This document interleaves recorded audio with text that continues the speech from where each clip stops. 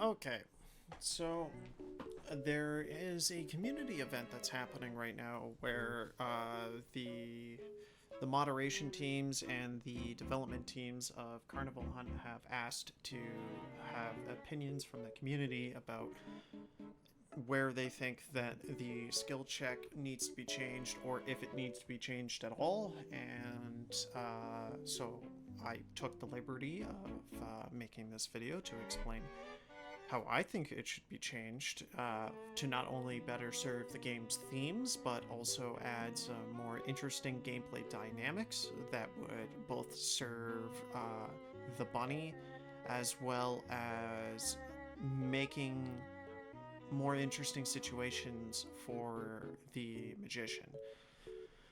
So, first, I took the liberty of the current skill check mechanic that we have in the game right now, where you have your bad skill checks, your great skill checks, your good skill checks, and of course, just more bad skill checks. The way the current skill check mechanic works is you have a needle that will progress around either from that side, or you'll have a needle from this side and progresses around like so. The speed in which applies, right? I don't want to spend time coloring all this, but you know, it'd be like red, yellow, orange, green, getting greener, all the way up to like, you know, jade green, to reference like the speed increase, if you will. Like, just think of this as like a speed graph. The speed of the needle, in which case, is just kind of randomly slotted in on these speed allocations every single time that you get a skill check, to determine how fast this needle progresses on the bar, as well as the overall size of the great skill check zone and then the good skill check zone here, say great, good, increases and decreases. So sometimes the great is only about here and the good takes up here. Sometimes the great takes up this much and the good only takes up this much. From what I've seen, there's a threshold period of where it can't cross that space, but they can't encompass larger than the space provided. So, like saying here, it can never go past these two goal points, right, and take up more of the skill check bar, but the great and good kind of gets fluctuated within that space a little bit up until a certain point, like the threshold, right? So the great can never go more than 50%, but I think it's like actually like can't go more than 40% of the great and good skill check combination, but it can fluctuate in between. So my thinking is every element of this that is skill based is not skill based, right? Because the speed changes, what side the needle comes on changes, what your chances of hitting a great skill check changes, where the good and great skill check is actually positioned on that meter is changing. So every element of this changes. So my thinking is none of this is actually skill, it's all RNG. You just try your best to hit the great and hope for the best. I don't think that really fits the terminology of a skill check. A skill is irrelevant in that. I mean, there's some that you need. You can't just mash spacebar, but for the most part, it's irrelevant. My thinking is for a new one is to have a bubble that shows up, and then in this bubble, say, you know, you have your bunny here, right? Little bunny, right? You're doing, say, the strength test machine. just quickly do a fast drawing. Right, and then you'd have a button over there, and then of course you'd have your big old hammer that you're slapping it back and forth with. So I'm thinking like there should be like a little bubble that shows up maybe on the very far right side of your screen, the far left, or that can kind of change. That's different, but what shouldn't be different is the actual mini game itself within Reason. The game itself and how it functions should be different, but the rules that the game sets shouldn't change. And that's where we'll talk about. Inside this bubble, we'll have a little table, and we're going to color things.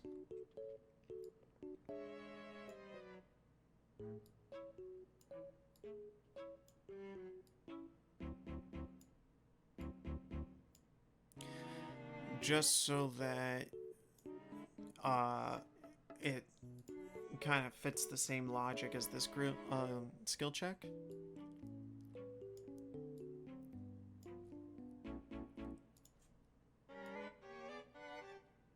Okay.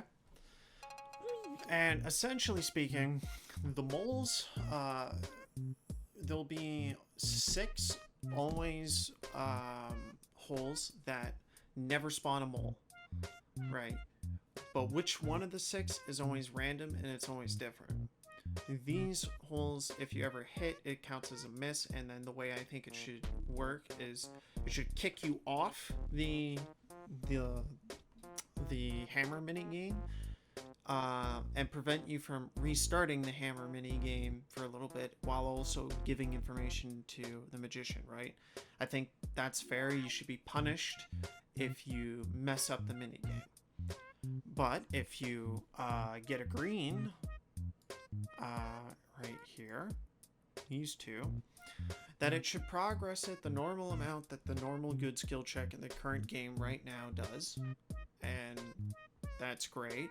But it should also still provide information to the magician that you did that. So for that stuff, it's just same thing, extra steps. However, here's where things change a little bit. The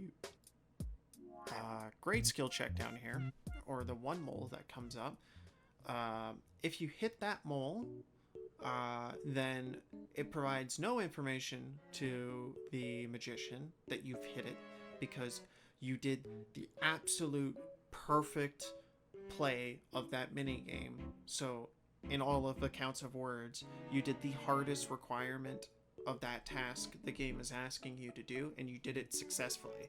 If you do that, then I think you should be rewarded for that. And what is more rewarding than denying information to the side that sorely needs it, right? So by denying the information, you might potentially be able to use the zip line, or you might potentially be able to unlock a cage without somebody noticing it. You might be able to interact with an imposter bunny without them knowing about it. I think that they should still get information that it was triggered, but I don't think that they should get information that you've exited it if you've passed the minigame appropriately. I think that makes total sense to me, as by having that feature, there's an option that the better that you play, the better your results are going to be, and I think that's actually a fairly interesting thing. Now, of course, this could be good or bad depending on how much time that we allot for, right? My thinking is that the green bunnies here will stay active and pop up for 1.5 seconds. So the minigame happens. So I'm thinking all this takes place in the 1.5 seconds. So the minigame happens, you see it, it pops up, then asks you to hit it. If you hit it within the 1.5 seconds, then you're good.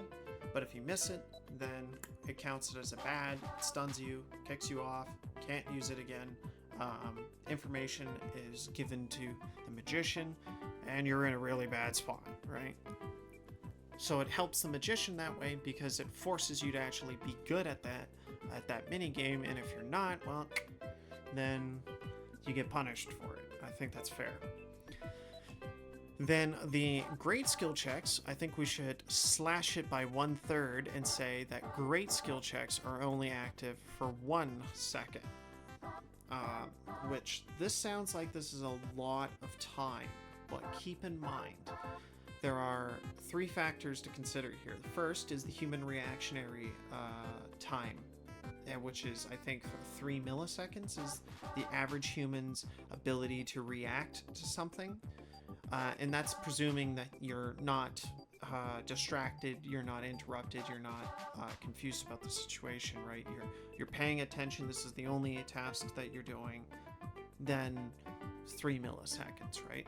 If you're distracted and you're looking out for other things, like you're worried about the magician walking around, you're worried about other teammates walking around, you're worried about other traps, you're trying to listen to other sounds in the environment to try to get as much information as possible, you're thinking about other stuff, you're communicating with your team, whatever have you, right? And then your response time is going to fall back down to being about 0.08 of a second.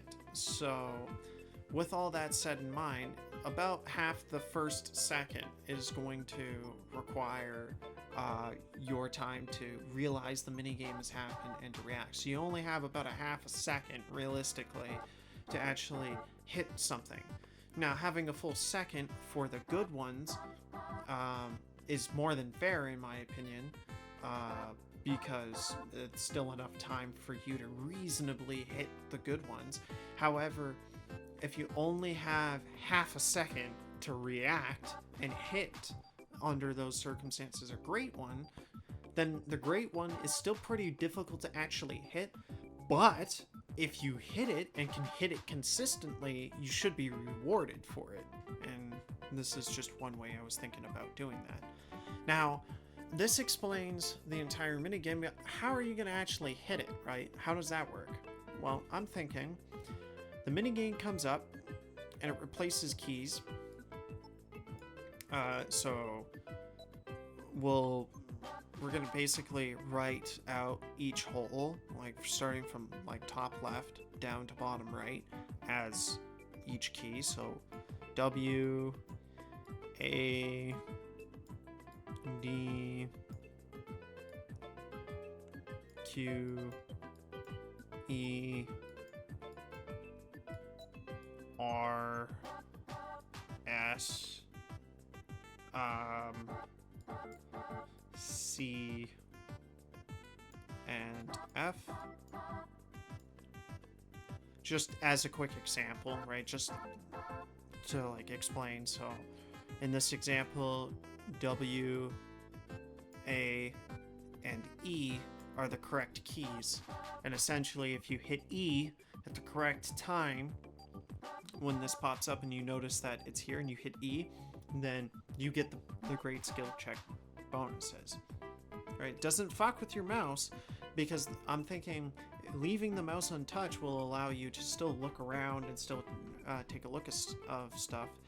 And I'm also thinking from the perspective that once you're in the game, you know, or like the strength test machine, I'm thinking that we could change, say, the space key